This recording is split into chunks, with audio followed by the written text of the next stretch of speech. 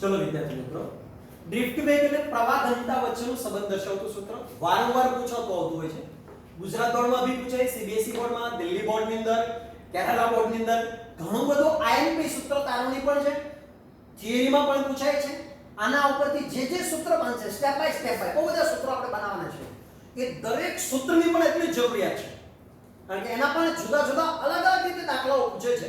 આપણે પહેલા સૂત્ર તારવીશું અને પછી ઓર એક એવું એક સૂત્ર તારવીશું જેને આપણે લોંગ ટાઈમ સુધી ચર્ચા કરીશું.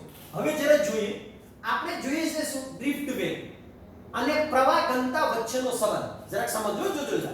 હવે પ્રવાહ ઘનતા ક્યારે આપણને મળે બોલો તો જરા વિદ્યાર્થી મિત્રો. પ્રવાહ હોય તો બહુ સિમ્પલ વાત છે.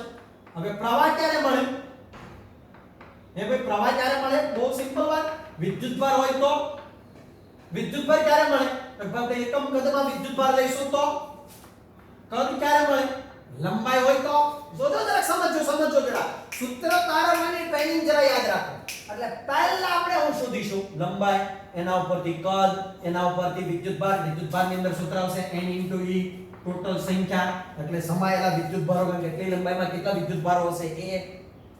એના ઉપરથી આપણે મળશે પ્રવાહ, અને પ્રવાહ ઉપરથી આપણને મળશે પ્રવાહ ઘનતા. એટલે જો પ્રવાહ ઘનતા શોધવા માટે પહેલા લંબાઈ, પછી કદ, પછી વિદ્યુતભાર, પછી વિદ્યુત પ્રવાહ અને પછી મળશે પ્રવાહ ઘનતા. એટલે આ સ્ટેપ જરા યાદ રાખવાના છે, તો એને આપણે ફોલો કરીશું. જરા જોઈએ. દાખલા તરીકે આ આપણી પાસે એક આડછેદ છે.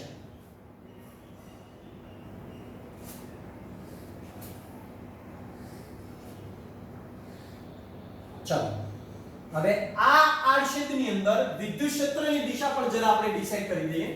દાખલા તરીકે હું અહીંયા પ્લસ છેડો દોરું, મતલબ કે બેટરીનો પ્લસ રાખું છું અને અહીંયા બેટરીનો ભાગ માઈનસ રાખું છું, તો વિદ્યુત ક્ષેત્રની દિશા કઈ થઈ? અંદર તરફ. તો કે ભાઈ આ બાજુથી, મતલબ કે પ્લસ થી કઈ તરફની બનશે વિદ્યાર્થી મિત્રો? આ તરફ, એટલે કે માઈનસ તરફ. ચલો, વિદ્યુત ક્ષેત્રની દિશા આ થઈ. હવે પ્રવાહ આવી રીતે વહે છે, તો પ્રવાહ ઘનતાની દિશા પણ કઈ થઈ? તો કે પ્રવાહની દિશામાં, કારણ કે હંમેશા આપણે રેવાજીત પ્રવાહ લઈએ છીએ, તો પ્રવાહ આમ વહે છે એવું વિચારીએ છીએ, તો પ્રવાહ ઘનતાની દિશા પણ આ થઈ. જોજો જરાક સમજો, કારણ કે આપણે સદિશો બધા લેવા પડશે ને એટલા માટે. ચલો, આ બની આપણા પ્રવાહ ઘનતાની દિશા. હવે ઇલેક્ટ્રોનની દિશા કઈ થઈ? તો પ્રવાહ ઘનતાની વિરુદ્ધ દિશાની અંદર. દાખલા તરીકે આ ઇલેક્ટ્રોનો છે, ઇલેક્ટ્રોન નેગેટિવ હોય એટલે હંમેશા પ્રવાહ ઘનતાની વિરુદ્ધ દિશામાં ગતિ કરતા હોય, એટલે આ તરફ હોય. ગુડ. ચાલો, તો ઇલેક્ટ્રોન આ બાજુ જશે, વિદ્યુત ક્ષેત્ર આ બાજુ છે અને પ્રવાહ ઘનતા આ બાજુ છે. અચ્છા, ચલો, હવે આપણે જે જોવાનું છે તે જરા ધ્યાનથી જરા સમજીએ. આપણી પાસે આટલો તેટલો આડછેદ છે, બે બાજુ આડછેદ સરખા છે અને આડછેદનું માપ છે, મૂલ્ય છે એ a જેટલું છે. જરા ધ્યાનથી જરા સમજો, કારણ કે મારે એની અંદર ઇલેક્ટ્રોન આ બાજુથી આ બાજુ લાવવા છે. ઇલેક્ટ્રોન આ બાજુથી આ બાજુ આવશે એટલે પ્રવાહની રચના થશે, વિદ્યુતભાર ગતિ કરશે, વિદ્યુતભાર ગતિ કરશે એટલે પ્રવાહની રચના થશે. એના ઉપરથી પ્રવાહ ઘનતા મળશે અને પ્રવાહ ઘનતા પરથી મારે ડ્રિફ્ટ વેગ સાથે એને સરખાવવું છે, એટલે મને મારો ડ્રિફ્ટ વેગ બી મળી જશે. જરા જોઈએ શું કહે છે તે જરા જોઈશું. ચલો, ઇલેક્ટ્રોન સીધો સાધો તો દોડાદોડ સીધો આવવાનો નથી, અથડાતો આવવાનો છે, એટલે આપણને શું મળવાનું છે? ડ્રિફ્ટ વેગ. આટલીથી આટલી જે વાહકતાની જે લંબાઈ છે, આટલીથી આટલી જે લંબાઈ, એને આપણે નામ આપી દઈએ છીએ સ્મોલ l. બહુ સરસ. ચલો, હવે આપણે જરા જોઈ લઈએ હું તો કે ભાઈ ઇલેક્ટ્રોનના ડ્રિફ્ટ વેગથી ચાલુ કરીને પ્રવાહ ઘનતા સુધી આપણે જોવું છે. તો જરા જોઈશું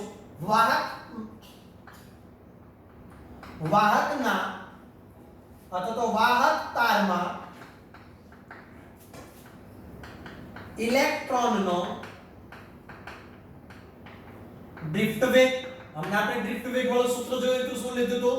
a v average is equal to minus e એટલે વિદ્યુતભાર, ઇલેક્ટ્રોનનો, e એટલે વિદ્યુત ક્ષેત્ર upon ઇલેક્ટ્રોનનું દળ into રિલેક્સેશન સમય એટલે ટાઈમ. હવે એવરેજ સમય મળ્યો છે એટલે બધા જ ઇલેક્ટ્રોનનો એવરેજ સમય, જેને આપણે શું કહીશું? ડ્રિફ્ટ વેગ. તો vd is equal to minus e upon n into શું લખીશું વિદ્યાર્થી મિત્રો? ટાઈમ. બહુ સરસ. ચલો, આ આપણને મળી ગયો ડ્રિફ્ટ વેગ. હવે ડ્રિફ્ટ વેગ એટલે શું ખબર પડી ને? પહેલા એક ઇલેક્ટ્રોન માટે નહીં, બધા જ ઇલેક્ટ્રોન માટે જે એવરેજ ટાઈમ મળ્યો છે, એવરેજ વેગ મળ્યો છે, એ એવરેજ વેગને શું કહીશું આપણે? ડ્રિફ્ટ વેગ. ભૂલતા નહીં, એક ઇલેક્ટ્રોન નહીં, બધા જ. કારણ કે જો વિદ્યુત ક્ષેત્ર હશે એટલે બધા જ ઇલેક્ટ્રોન તો બિચારા આમ જ જવાના, એટલે બધા ઇલેક્ટ્રોન અથડાતા જશે. અહીંયા અથડાશે, બીજી જગ્યાએ અથડાશે, ત્રીજી જગ્યાએ અથડાશે. આવા બધા જ ઇલેક્ટ્રોનનો ટોટલ વેલોસિટી મળી. મતલબ કે એક ઇલેક્ટ્રોનને આ વેગની સરેરાશ મળી. એ સરેરાશને શું કહીશું આપણે? ડ્રિફ્ટ વેગ. ઉભા. હવે જરા જોઈ લઈએ આપણે ડ્રિફ્ટ વેગની ચર્ચા કરીએ તો એ પહેલા આપણે જોઈશે લંબાઈ. તો જરા જોઈશું કે આની લંબાઈ કેટલી હશે. તો ચલો જરા જોઈએ. L લંબાઈમાં ઇલેક્ટ્રોન વિદ્યુત ક્ષેત્રની વિરુદ્ધ દિશામાં ગતિ કરે છે. તેથી બે આડછેદ અથવા તો તેથી ડેલ્ટા ટી સમયમાં ઇલેક્ટ્રોને કાપેલું અંતર. હાલો, અંતર એટલે શું બની વિદ્યાર્થી મિત્રો? એની લંબાઈ ને. કારણ કે ઇલેક્ટ્રોન અહીંથી અહીંયા આવશે તો કેટલું અંતર કાપશે? L જેટલું. એટલે આપણે શું નામ આપીશું? L. હવે તમને ખબર, વેગ ચાલુ હોય ત્યારે અંતરનું સૂત્ર શું બને? જો v x t. ખબર છે તમને? તો x અંતર શું લખાય? v t. અહીં શું લખી નાખો? v બોલે તો કયો વેગ? બધા જ ઇલેક્ટ્રોનનો સરેરાશ વેગ, જેને આપણે શું નામ આપ્યું છે? ડ્રિફ્ટ વેગ. એને ગુણ્યા સમયગાળો. સમયને આપણે શું કહીશું? Delta t. એટલે અહીં શું મળી ગયું વિદ્યાર્થી મિત્રો? Delta t. ઉભા. હવે આ આપણી પાસે બન્યું એની લંબાઈ, મતલબ કે આટલેથી આટલું કાપેલું અંતર, મતલબ કે આ કમ્પ્લીટ થયું. હવે આપણે જોઈએ છીએ એનું કદ. કારણ કે કદ મળશે એટલે આપણે સંખ્યા ઘનતા બી મળશે, અને સંખ્યા ઘનતા મળશે એટલે આપણી સૂત્ર તારવણીનું મોટા ભાગની વસ્તુ મળી ગઈ. પછી આપણે શોધવામાં ખૂબ સરળતા રહેશે. તો પહેલા આપણે શોધી નાખીએ છીએ કદ. મતલબ કે L લંબાઈના તારમાં ગતિ કરતા કુલ ઇલેક્ટ્રોનની સંખ્યા. ઉભા રહેજો વિદ્યાર્થી મિત્રો. હવે ઇલેક્ટ્રોનની સંખ્યા જોતી હોય તો આપણે એને શું કહી દઈએ? n. હવે આટલા કદમાં રહેલા ઇલેક્ટ્રોન, જેને આપણે શું નામ આપીએ? n. એટલે કદ ઘનતા. જોજો જરા, સંખ્યા ઘનતા. આપણે સંખ્યા ઘનતા આવું લખતા હતા ને, n હું લખતા હતા એકમ કદની અંદર સમાયેલા ઇલેક્ટ્રોન. તો જો આપણે આ n ને શું કહીશું? n ગુણ્યા સ્મોલ nv. આ n છે એ સંખ્યા ઘનતા દર્શાવે છે. એકમ કદમાં રહેલા ઇલેક્ટ્રોન, जिसको बोलते हैं संख्या घनता. तो અહીં શું લખીશું વિદ્યાર્થી મિત્રો? આવું લખી શકાય, સંખ્યા ઘનતા ગુણ્યા શું થયું? એનું કદ. તો અહીં શું લખી નાખીએ? કદ. ઉભા. ક્યાંથી એવું ખબર પડી તમને? ટોટલ સંખ્યા સંખ્યા ઘનતા એને ગુણ્યા કદ. તો ઉભા. સંખ્યા ઘનતાને n કહી દઈએ, કદને આપણે શું કહી દઈએ? v. ચાલો ઉભા રહેજો. n બરાબર છે. હવે કદ એટલે ક્ષેત્રફળ ગુણ્યા લંબાઈ. તો અહીં શું લખી નાખું? ક્ષેત્રફળ ગુણ્યા લંબાઈ. તો n એ બરાબર છે. હવે લંબાઈ માટે તો જો આપણે લઈ લીધું. કેટલું લીધું? vd delta t. અચ્છા, આ આપણને મળી ગતિ કરતા ઇલેક્ટ્રોનની સંખ્યા. તો હવે વિચારો તો આડછેદમાંથી પસાર થતો કુલ વિદ્યુતભાર કેટલો મળશે? તો આપણે અહીંયા જરા લખી નાખીએ કે ડેલ્ટા t સમયગાળામાં આડછેદમાંથી પસાર થતો કુલ વિદ્યુતભાર. હવે ખબર છે ને પાછી, આ વિદ્યુતભાર ઇલેક્ટ્રોન અહીંથી અહીંયા આવશે ત્યારે બીજો વિદ્યુતભાર અહીંથી પાછળમાં આવતો હશે, આમ સતત ચાલુ રહેશે. એટલે વિદ્યુતભારોની ગતિ આમ, મતલબ કે ઇલેક્ટ્રોનની ગતિ આમ ચાલુ રહેશે. તો આપણે જોઈએ છે કુલ વિદ્યુતભાર, એને આપણે નામ આપી દઈએ ડેલ્ટા q આય યાદ છે પહેલા ચેપ્ટરમાં q નું સૂત્ર આપણે શું લખ્યું હતું? q ne. તો અહીંયા શું લખી નાખીએ? ne. n એટલે શું? સંખ્યા. તો સંખ્યાને આપણે અહીંયા શું નામ આપ્યું છે? Capital N. તો અહીંયા શું લખી નાખીએ? Capital Ne. ઉપર કેપિટલ N કેટલા છે? તો ભાઈ n a b d delta t into e. તો હવે આપણી પાસે કયું સૂત્ર બન્યું? જો તો જરા, જો દીપ્ત વેગ હોય અને વિદ્યુતભાર શોધવાનો કે તો આ સૂત્ર વાપરવું પડે. હવે આપણે જોઈએ છે પ્રવાહ, કારણ કે આપણે લાઈન યાદ છે ને, L પરથી હું શોધતા હતા. બોલો તો જરા. n સંખ્યા પરથી વિદ્યુતભાર પરથી વિદ્યુત પ્રવાહ અને વિદ્યુત પ્રવાહ પરથી પ્રવાહ ઘનતા. ઉભા હવે આપણે શોધી નાખીએ વિદ્યુત પ્રવાહ. તો શું લખી નાખીશું? ડેલ્ટા t સમયમાં આડછેદમાંથી પસાર થતો પ્રવાહ. ઉભા પસાર થતો વિદ્યુત પ્રવાહ.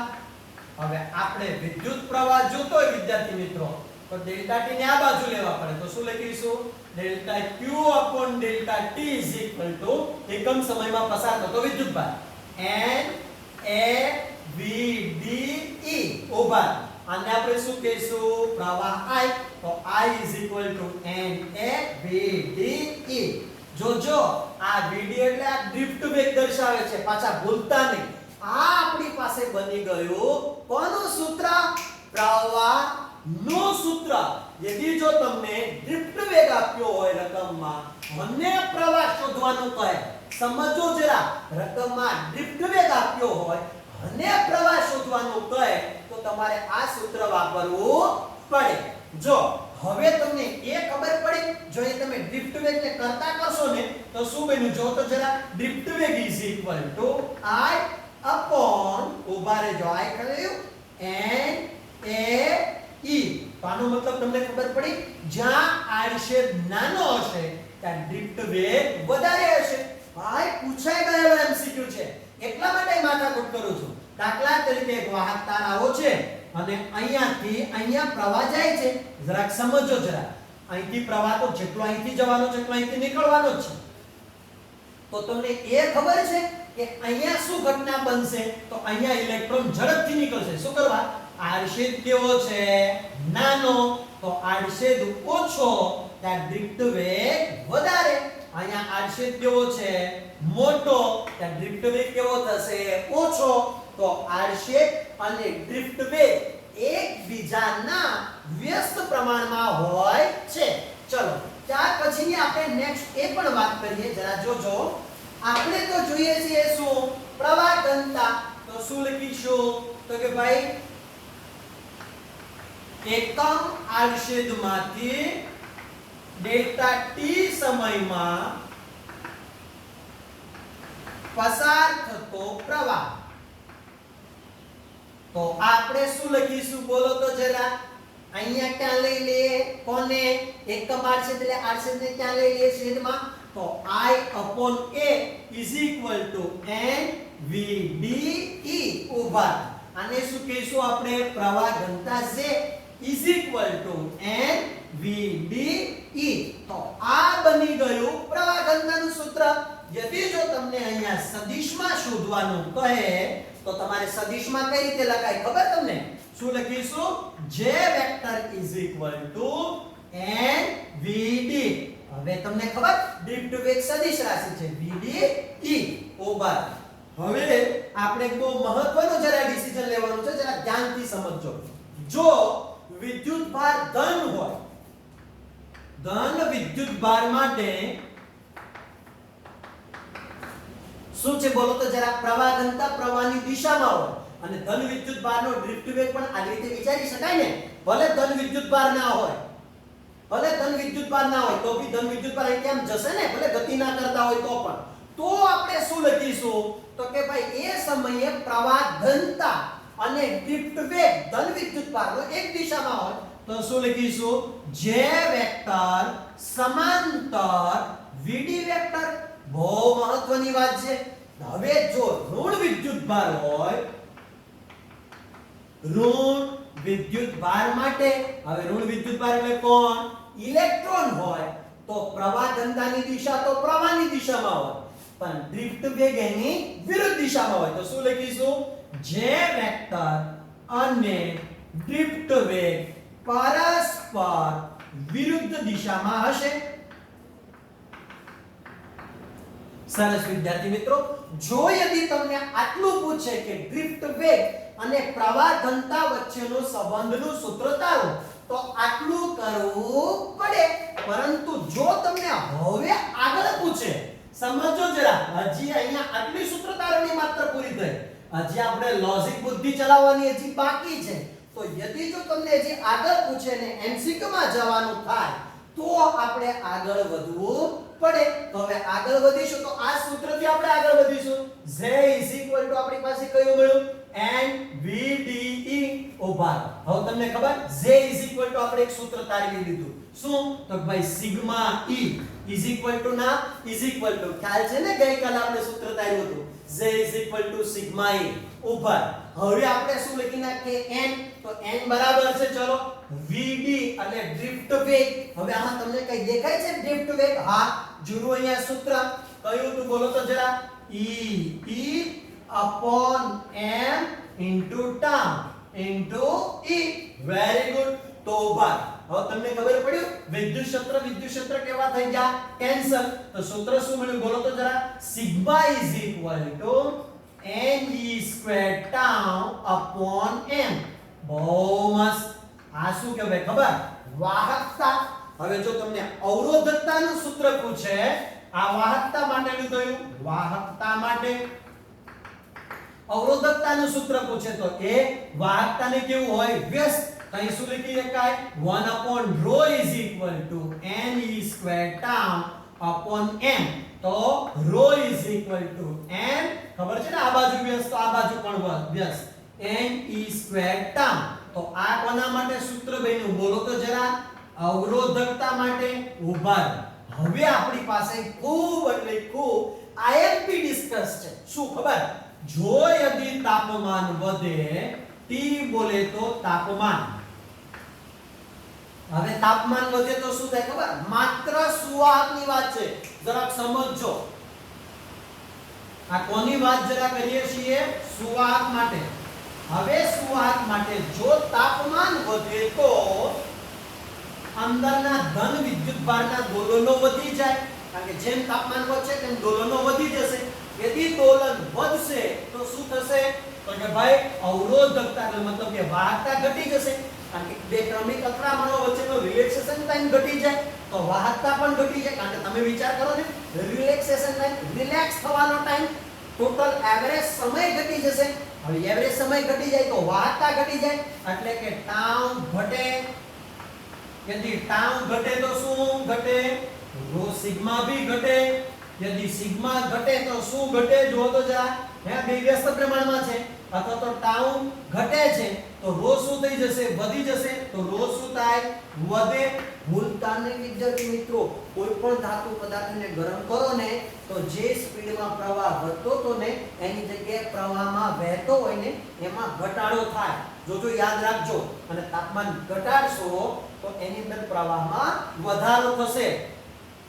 પરંતુ અર્ધવાહકમાં આના કરતા ઊંધું હોય છે. અર્ધવાહકમાં શું થાય ખબર? તાપમાન વધે,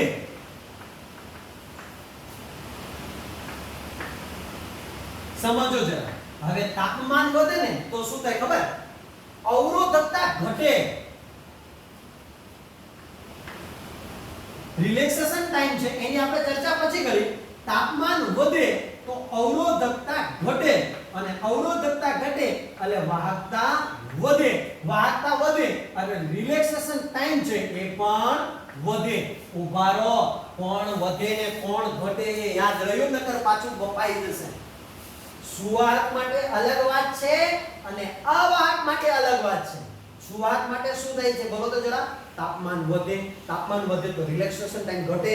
રિલેક્સેશન ટાઈમ ઘટે તો વાહકતા ઘટે, અને વાહકતા ઘટે તો અવરોધકતા વધે. ચલો હવે અર્ધવાહકમાં શું થાય? તાપમાન વધે તો અવરોધકતા ઘટે, કારણ કે શું થાય? વાહકતા વધે, અને વાહકતા વધે તો રિલેક્સેશન ટાઈમ પણ વધે. યદિ જો આમાંથી કોઈ પણ પ્રકારનો એમસીક્યુ પૂછાય તો તમને આવડતો હોવો જોઈએ. થેન્ક યુ વેરી મચ વિદ્યાર્થી મિત્રો. ખાસ જરા જોવાનું છે ફરી પાછું. હું શોધ્યું પહેલા ડ્રિફ્ટ વેગ, પછી સંખ્યા, પછી હું શોધ્યું વિદ્યુતભાર, વિદ્યુત પ્રવાહ, અને પછી પ્રવાહ ઘનતા. અચ્છા, આટલી વસ્તુ વ્યવસ્થિત સ્ક્રીનશોટ લઈને હોમવર્ક જરા લખી નાખીશું. થેન્ક યુ વેરી મચ વિદ્યાર્થી મિત્રો.